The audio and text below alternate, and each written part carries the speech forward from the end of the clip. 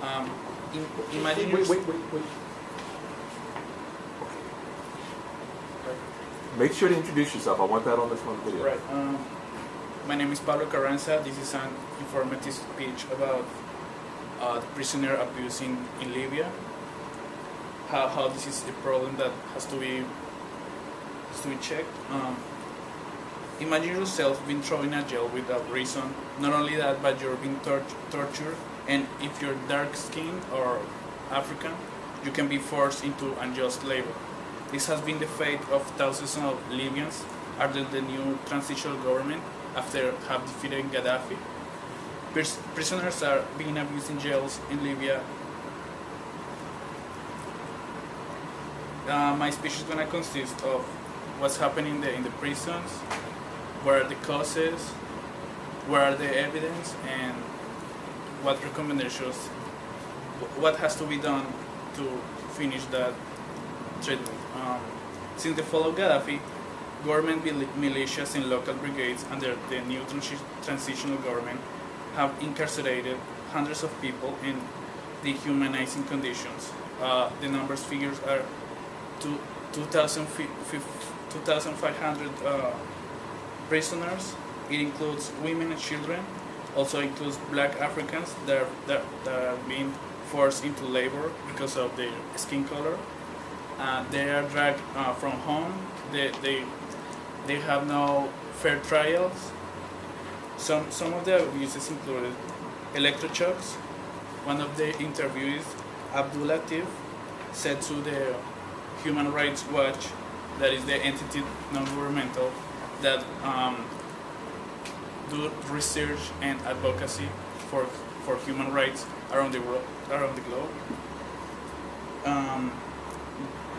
Another abuses include beating in the bottom of the feet, beating with cables and engine belts, and burning with cigars. Not only the torture per se, but also the conditions in the prisoner center. They have lack of ventilation, lack of food, and it's overcrowded. Human Rights Watch gathered evidence supporting this claim for 20 detention facilities they visited. They interviewed 53 detainees, 37 of them were Libyan and 16 were sub-Saharan Africans, and also 16 women and 4 children. The evidence is based on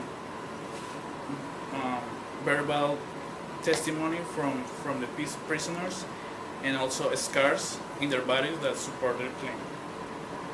Not only that, but the delegates of Human Rights Watch that were interviewing the prisoners,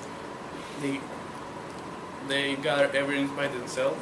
They could hear painful screamings and sound weeping from the tortures, and they found in the prisoner centers rubber hoses, wooden sticks, and ropes. Some of the conclusions that Human Rights Watch came was, after all that Libyans suffered in Muammar Gaddafi jails, it is disheartening that some of the new authorities are subjecting detainees to arbitrary arrests and beatings today. This was said by Joe Stark, the regional director of Human Rights Watch in Middle East and North Africa. According with Human Rights Watch, the abuse of prisoners is a step backwards in the path towards freedom, and everybody has the right to know about what's happening in there.